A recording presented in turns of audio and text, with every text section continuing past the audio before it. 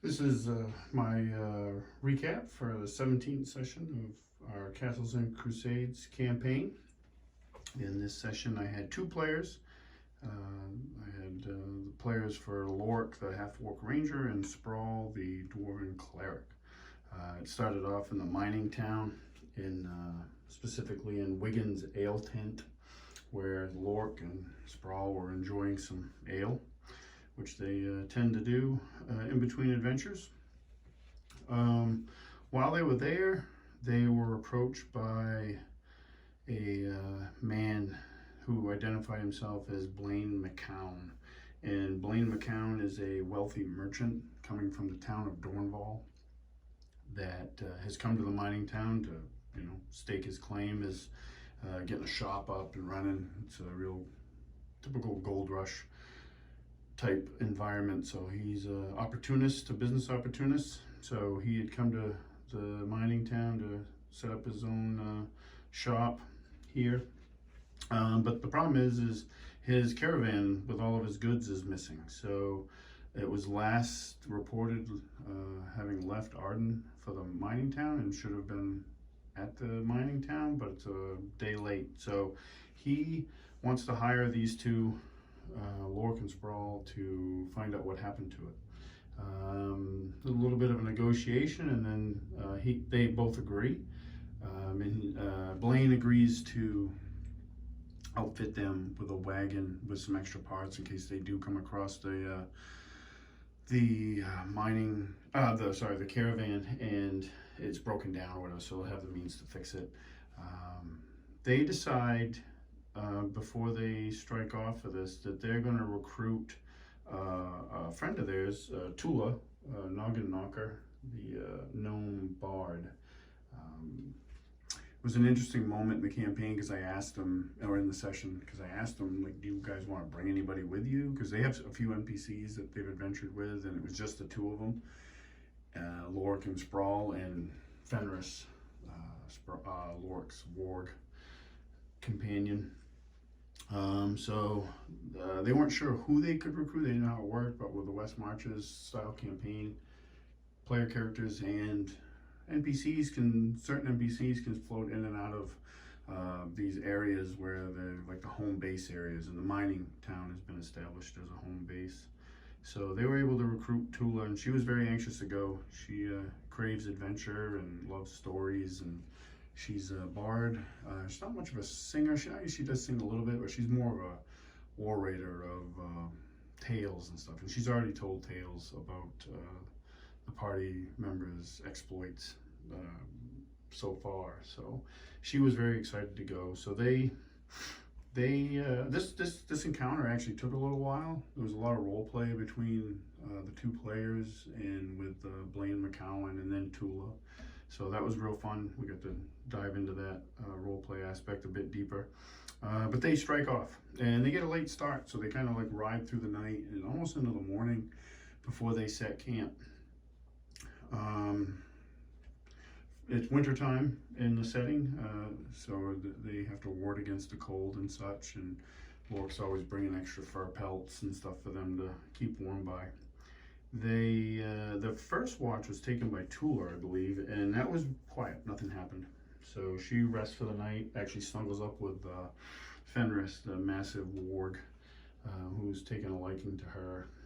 And the next person that had watch was Lork, and during his watch, I had my son, who plays Lork, roll a d6, and on a 1, there'd be a random encounter, and he rolled a 1. So I had been thumbing through the Monsters and Treasures book the day before, and for whatever reason, I don't know why, I didn't look at it specifically for this, but I came across the owlbear. So the random encounter was an owlbear, and it charged into their camp, shrieking and roaring, and it actually didn't catch Lork by surprise. He rolled I think it was a wisdom check, and was not surprised by it. The other two who were sleeping were surprised, so it focused on Lork anyway, because Lork was ready to defend camp against it. So this was actually a really tough fight. Owlbears are much tougher than I'm accustomed to using other systems, and it was a good battle. It was a close battle too. They had one round where nobody in the party nor Tula hit it at all, and I rolled really well. So Lork, Fenris in melee. Spraul runs into melee after casting Bless on the party. Tula hangs back, throws her hand axe, which she hit with, and her sling, which she missed horribly with. But Fenris took a beating in that. I think Lork took a little bit of damage, but Spraul took a real pounding because he got both claw attacks, which then had him grappled, and he failed his strength check, so he stayed grappled. And this was like midway through the battle, so he took quite a bit of damage from that, and he couldn't get out. And he had taken damage prior to that from attacks, and he was stuck in this thing's giant arms and claws, and luckily for him, it kept missing it with its beak attack. But the way the owlbear works is in Castles and Crusades is once you're in there and it's grapple, you have to make that check every round, and if you fail, it gets its strength, its claw attack. No, I'm sorry, it gets a crushing attack, which does like 2d8 damage, and it gets a beak attack, which does 2d6, and those are automatic hits, like there's no roll. So that would have probably, if it wasn't for Lork getting the killing blow the following round after he was grappled, after Spraul was grappled, that probably would have been the end of Spraul. But Lork was able to kill it. And this was all a random encounter. So they kill the owlbear. Lork partially chops its head off with his bastard sword, and they start bandaging each other up. Spraul, who's a cleric, casts some spells for healing. Fenris was really badly hurt. I think he was down to like 3 hit points, and Spraul was way down too. But they band themselves up, and then Lork's like, well, where did this thing come from? It must have a nest somewhere. And so it's wintertime, and it was an owlbear charging through the forest, so it wasn't really hard to backtrack its trail.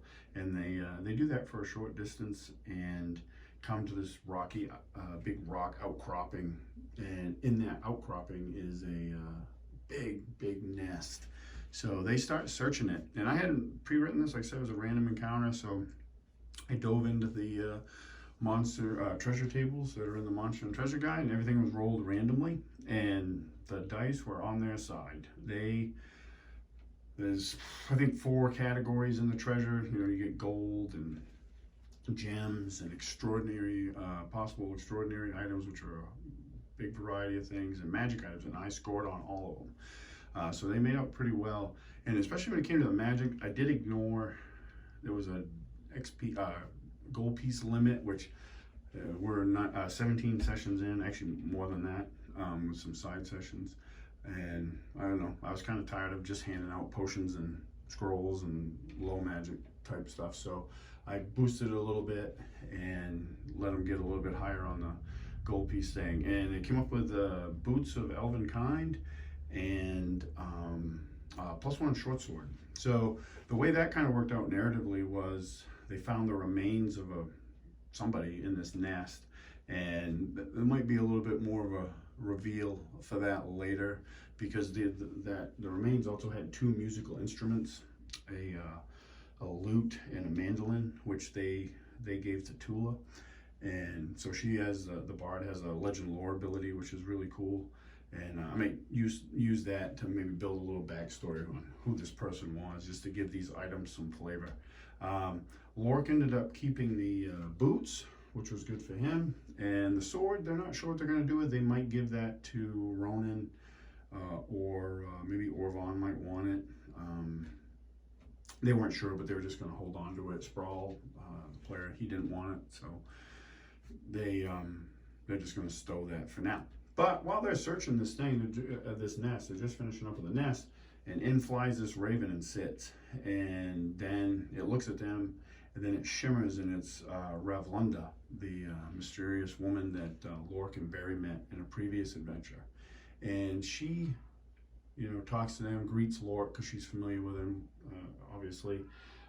introduces herself, and they start having a conversation. This was another real good role play with the characters, the players, and this NPC. And Tula was there. I was kind of throwing her little quips in there, and she's all excited because she'd heard stories about this woman, and now she gets to meet her. And she's got she carries a book all the time, a journal where she's writing and drawing, and so she's doing all this while this whole conversation's going on.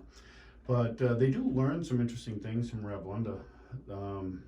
That she, on her belt, has this kind of odd reddish cap, and Lork asks her about it, and she tells him that it belonged to a red cap, a creature from the Fey realm, and they're vile, evil creatures, and she had hunted it down because they're here in the prime material plane in this area, and she's not sure why they're here, but she tells them that like they're up to no good, like whatever they're doing, it's not good, and she's now hunting them. So Lork also talks to her about meeting Otan, the mysterious keepine bird creature that they've encountered a few times that is from the Fey realm, and had also told him that creatures from the Fey were coming here, but he didn't know why, and he didn't know or didn't reveal to them what they were. And she tells them that the keepine are actually very rare, but they're very noble creatures from the Fey realm, and actually having contact with them is kind of seen as a good omen for like goodly folk. I have no idea if that's actually the keepine's backstory or not. That's just what I used and kind of made up as I was going along, and had what I had in my head for an idea. So I don't know what the official lore is, but it doesn't matter. What they also learned from her, an interesting thing happens is, while they're talking to her, Fenris, who's usually leery around strangers and maybe a little aggressive actually because he's a ward, comes up to her and sniffs her a few times, and then just kind of like sits at her feet, and she starts just stroking his back, his massive back, because he's almost full grown now, and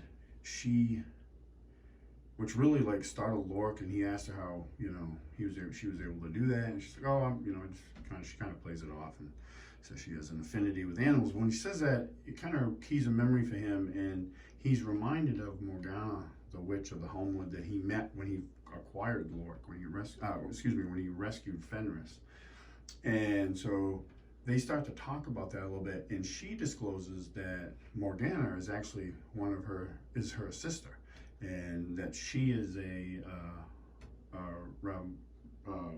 Ravlunda is what is known as a Raven sister. Doesn't go into a lot of detail about that, and they didn't really push it, but it kind of established that connection, which was interesting and a fun moment. She also goes to tell them, she asks why they're there to begin with, and they talk about the caravan and stuff, and she tells them that it was taken by goblin raiders, and that they probably shouldn't pursue these goblin raiders on their own because they're vastly outnumbered. She says she tells them that they have greater numbers of goblins, and they also have ogres, and they did encounter an ogre on the road from Arden to the mining town in previous session, I think the last session. So that made sense. She also tells them that they also have to be cautious because this band of goblin raiders, they're led by a goblin that's smarter than the average goblin. And they immediately think of Spraul, especially he keyed on it first. They immediately think of Crugnot, the goblin they met in the Croaker village. But Ravlunda doesn't know for sure. She didn't get that close, but that's what this is just what she observed from a distance. So that was kind of the end of the session. They decided that they were going to go back to the mining town, let Blaine know what happened to his caravan. Also, we're going to report it to Regan Scrandon, who is the leader of the Wolves of Arden, which is like the chieftains, warriors, his own personal guard, and the primary protectors of Arden. And this is a perfect mission for them. So they're going to do that. Part of the reason that actually happened was because the 2 roleplay moments were so long, which is not a complaint.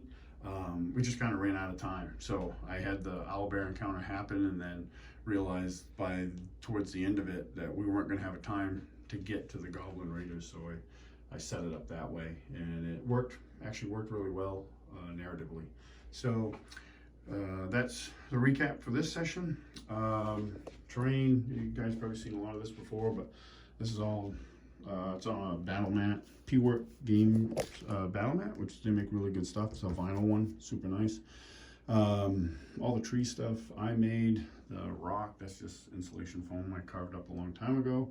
The campsite, the campsite is WizKids, but I painted it and based it and all that. The miniatures are Lork is a Reaper miniature. It's Lork here. The owlbear is one of 3 of the WizKid owlbears that I painted. Those were super popular back in 2018.